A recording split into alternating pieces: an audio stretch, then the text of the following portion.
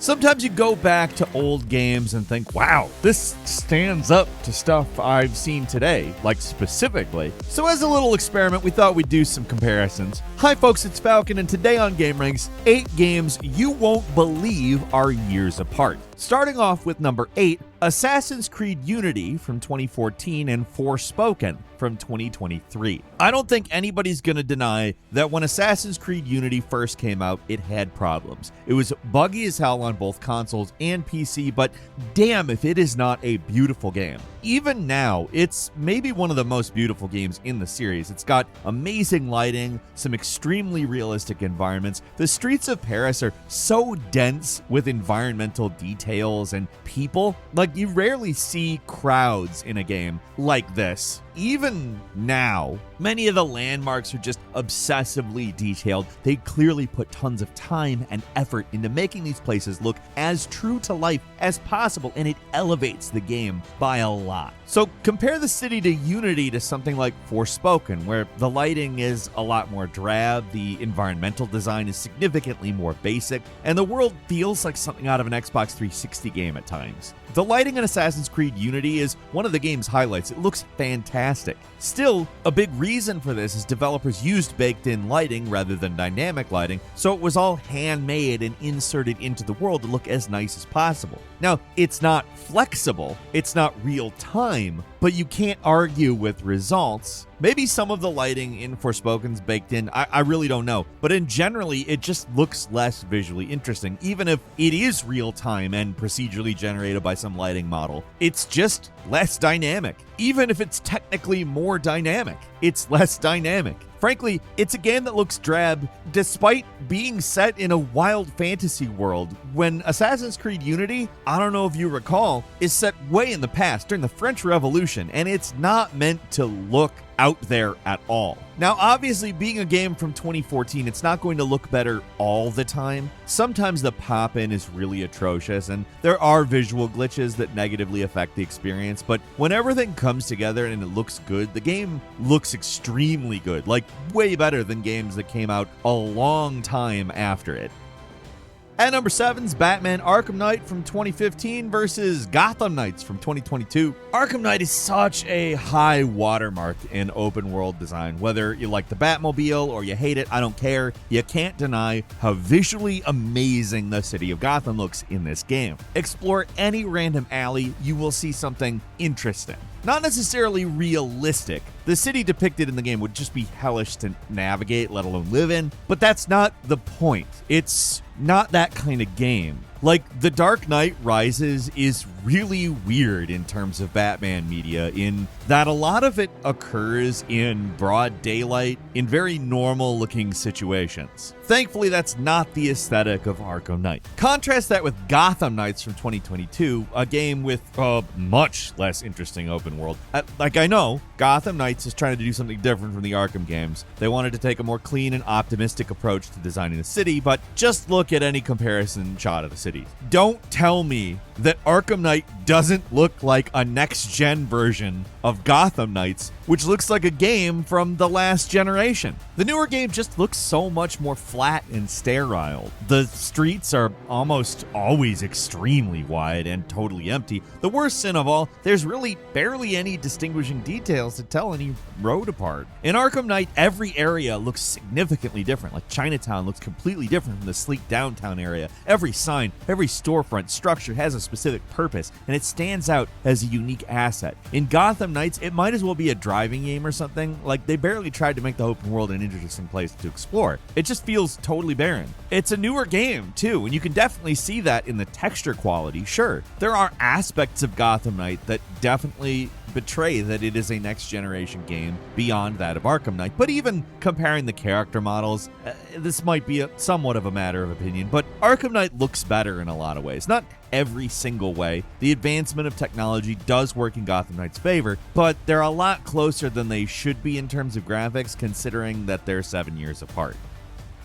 At number 6, Guilty Gear XRD versus King of the Fighters 15. First came out in 2014, second in 2022. I wanted to highlight a game on this list that it wasn't just graphically ahead of its time, but also had an art style that rendered its visuals totally timeless. Guilty Gear's incredible transition to the third dimension is perhaps the perfect example. So many fighting games stumbled in the jump to 3D. Sure, Street Fighter 6 looks absolutely fantastic, but Street Fighter 4 got a lot of complaints, and that art style was pretty divisive. Trying to translate beautiful and timeless pixel art that everybody kind of looks back at with reverence into a 3D setting seemed pretty impossible at the time, but Guilty Gear developer Arc System Works came in and just showed everyone how it's done. Guilty Gear's first 3D game still looks fantastic today, and that all comes down to the talent of the artists and animators who carefully created every character to look as good as possible with each frame from the camera's perspective. This let them create characters without the stigma usually associated with 3D. Each character is highly detailed and expressive, with clearly defined animations that make their movements and actions readable, just like a 2D fighter. They've only gotten better at these exact techniques with Guilty Gear Strive, but other companies who are less experienced or less ambitious still struggle with this transition. Case in point, King of the Fighters 15. Make no mistake, great game, but compare the character models, it's not even close. King of the Fighters lacks the cel-shaded look, but also doesn't do something as detailed as Street Fighter 6. Looks honestly kind of cheap a lot of the time, even if it's a big improvement over the previous game. It kind of feels unfair to compare the two, but XRD came out 8 years prior and mostly blows the game out of the water. Just in terms of visuals, of course, as a fighter, King of the Fighters is great, but the visuals are super lacking compared to Guilty Gear XRD.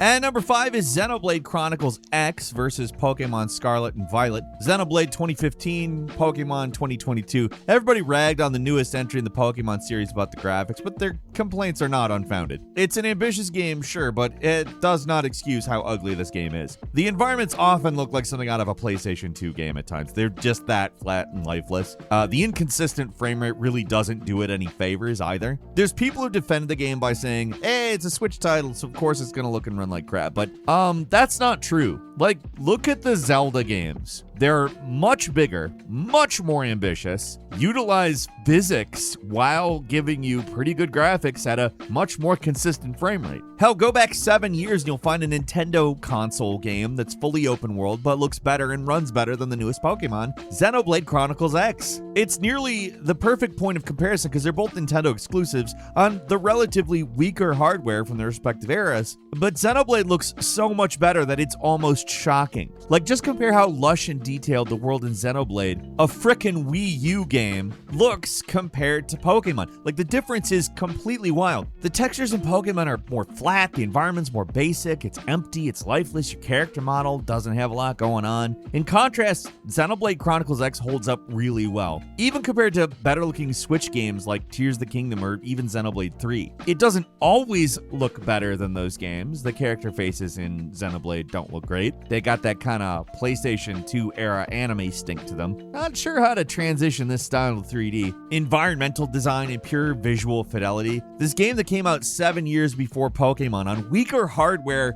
than the Nintendo Switch looks better than a fairly recent game on the Switch.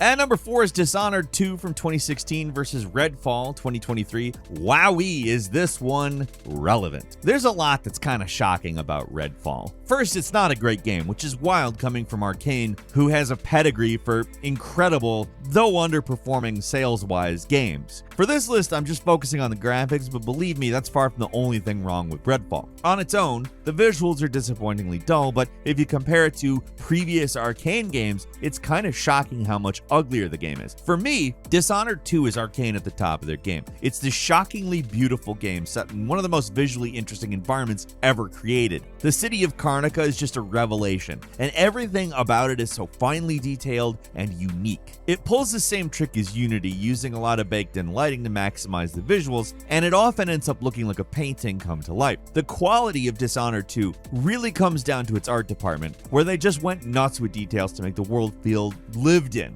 as humanly possible. In contrast, Redfall, it looks barren, empty, boring. The lighting is often flat, the environments are just big empty rooms with all the junk pushed to the side so that you can facilitate 4 players, and it looks bad. a lot of the time. There are some of the cool arcane flourishes from time to time, like the frozen tidal waves that surround the town, but the open world is pretty dull most of the time, and you rarely feel rewarded for exploring. Dishonored 2 came out 7 years and 2 arcane games before Redfall, and in many ways looks better. Hell, even most of the character models look better in Dishonored, though that might be just preferring the more grotesque art style of their older games than this.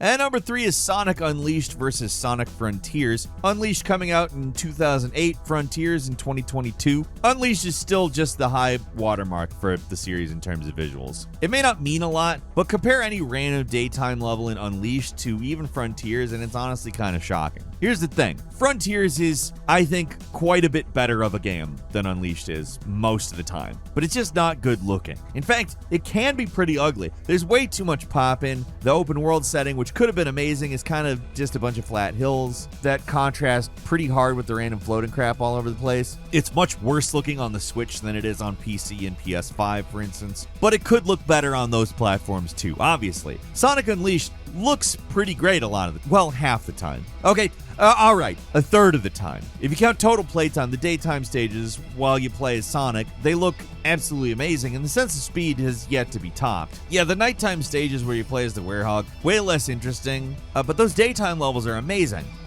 It's probably a bit unfair to compare an open world game to a level-based one in this context, especially given the fact that the levels are designed in such a way that they whiz by very quickly, so little details are less important. But keep in mind, Sonic Unleashed came out in 2008, and Sonic Frontiers came out in 2022. That's a 14-year difference. That is one of the biggest gaps we're going to have on this list, and Sonic Unleashed still looks quite a bit better during the times when it looks good. The day times.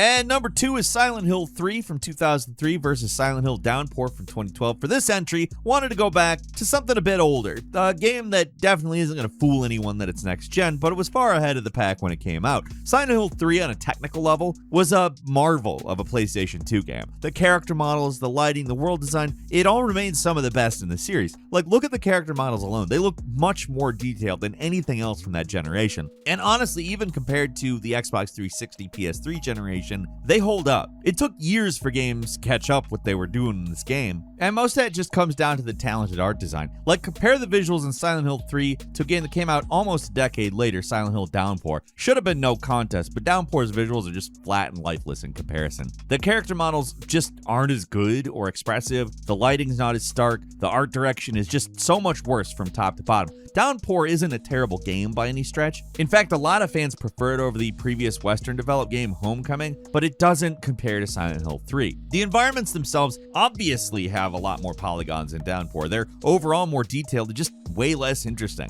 Silent Hill 3 is so moody and oppressive. It creates unique horror atmosphere with its visuals, and Downpour just, it's there. It's actually pretty amazing that it's vaguely hard to tell which game came first based on screenshots, depending on the screenshots, given the time between them, which to me is less of an indictment of Downpour and more of a bolstering statement for Silent Hill 3. It's just so impressive for its time.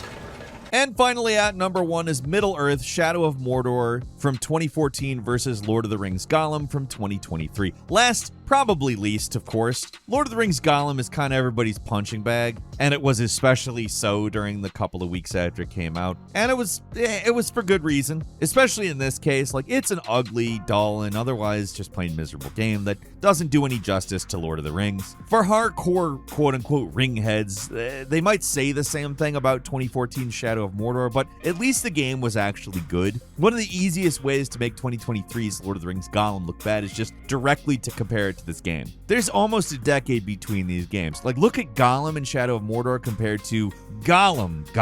It's frankly embarrassing how bad the new one looks compared to the old one. The Mordor Golem actually looks like the one from the movie. He moves, speaks, and looks like the real deal. It doesn't look as good as it would now if they were trying to do that, but it's sharp. You just look at the guy, you know who you're looking at. Now look at Lord of the Rings Gollum. So, yeah, they're clearly not going for movie Gollum, but that doesn't matter. What the hell is this? He looks flat, unfinished. He's got this cartoony look that makes him look like he belongs in a PlayStation 2 game or something. In Shadow of Mordor, Gollum shows up for like 3 missions total. While in the one where Gollum's your main character, he's your player character. I don't know how to say this differently. He's Gollum. He's a title character. You're Gollum. Somehow he looks much worse in the newer one where the focus is on him rather than the one where he's in 3 missions from a decade ago. You might think it's not fair to compare big budget AAA games to something like Gollum, but Plague Tale Requiem, familiar with those words? That's a game made by a similar sized developer, and it looks 100 times better than Gollum ever did. Hell, 100 times better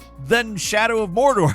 And that's just the models for Gollum. Pretty much everything looks better in Shadow of Mordor. It's just a total knockout in terms of visuals. And Lord of the Rings Gollum never stood a chance. For a 2023 game, it's shockingly ugly, and it doesn't just look like something from a different era. It plays like one as well. Like, it's just not good. Something about him.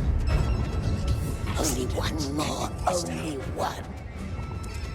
It burns us, everything.